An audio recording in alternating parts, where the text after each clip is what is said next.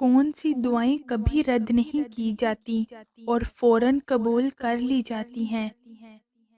اللہ تعالیٰ سب کی دعائیں سنتا ہے اور انہیں قبول بھی فرماتا ہے، لیکن ہمارے پیارے نبی کریم صلی اللہ علیہ وسلم نے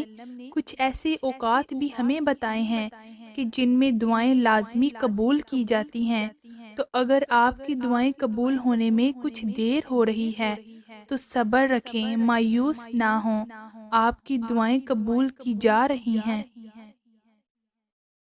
ابھی نظر نہیں آ رہا آپ کو کیونکہ آپ غیب کو دیکھنے کی صلاحیت نہیں رکھتے، لیکن چونکہ یہ بے صبری انسان کی کچھ فطرت ہے تو ہم ان محسوس اوقات میں اپنی دعائیں مانگ کے دیکھتے ہیں کہ جن میں دعاؤں کی قبولیت پر مہر خود حضور پاک صلی اللہ علیہ وسلم نے فرمائی تھی۔ اذان اور اقامت کے درمیان دعا۔ سیدنا انس بن مالک رضی اللہ تعالیٰ عنہ سے مروی ہے کہ رسول اللہ صلی اللہ علیہ وسلم نے ارشاد فرمایا، اذان اور اقامت کے درمیان دعا رد نہیں کی جاتی۔ رسول اللہ صلی اللہ علیہ وسلم نے فرمایا، اذان اور اقامت کے درمیان مانگی جانے والی دعا لوٹائی نہیں جاتی، یعنی قبول ہو جاتی ہے۔ لوگوں نے پوچھا، اس دوران ہم کون سی دعا مانگیں؟ اے اللہ کے رسول، آپ نے فرمایا دنیا اور آخرت دونوں میں عافیت مانگو۔ سیدنا کعب بن مرہ بحری سے مروی ہے، وہ کہتے ہیں میں نے کہا، اے اللہ کے رسول، رات کے کون سے حصے میں دعا زیادہ سنی جاتی ہے؟ آپ رسول اللہ صلی اللہ علیہ وسلم نے فرمایا، رات کے آخری ایک تہائی حصے میں، یعنی تہجد کے وقت۔ پچھلی حدیث میں آگے کہتے ہیں، پھر آپ صلی اللہ علیہ وسلم نے فرمایا، پھر قبول ہونے والی نماز ہے یہاں تک کہ نماز فجر پڑھ لی جائے، اس کے بعد کوئی نماز نہیں،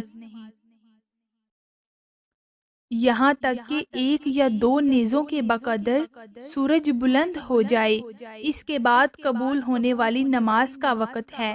یہاں تک کہ سایہ نیزے کے ساتھ کھڑا ہو جائے، پھر کوئی نماز نہیں، یہاں تک سورج ڈھل جائے، پھر مقبول نماز کا وقت ہے، یہاں تک کہ سورج ایک یا دو نیزوں کے بقدر بلند رہ جائے، پھر اس کے غروب ہونے تک کوئی نماز نہیں۔ مزید آپ صلی اللہ علیہ وسلم نے فرمایا،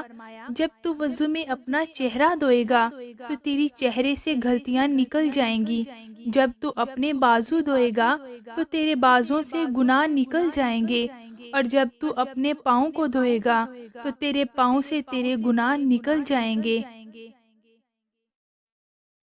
خبردار، مجھے رکوع اور سجدے میں قرآن مجید پڑھنے سے روک دیا گیا ہے، لہٰذا جب تم رکوع کرو تو اپنے رب کی عظمت بیان کرو، تسبیحات پڑھو، اور جب سجدہ کرو تو پوری کوشش سے دعا کرو، کیونکہ سجدے کی حالت میں دعا قبولیت کو بہت لائق ہوتی ہے۔ سیدنا عبداللہ بن مسعود رضی اللہ تعالیٰ عنہ کہتے ہیں، بلا شبہ محمد صلی اللہ علیہ وسلم کو خیر و بلائی کی ابتدائی، جامعہ اور اختتامی چیزوں کی تعلیم دی گئی تھی، جبکہ ہم نہیں جانتے تھے کہ ہم نماز کے تشہد میں کیا کہیں۔ آپ صلی اللہ علیہ وسلم نے ہمیں اس چیز کی تعلیم دی اور فرمایا،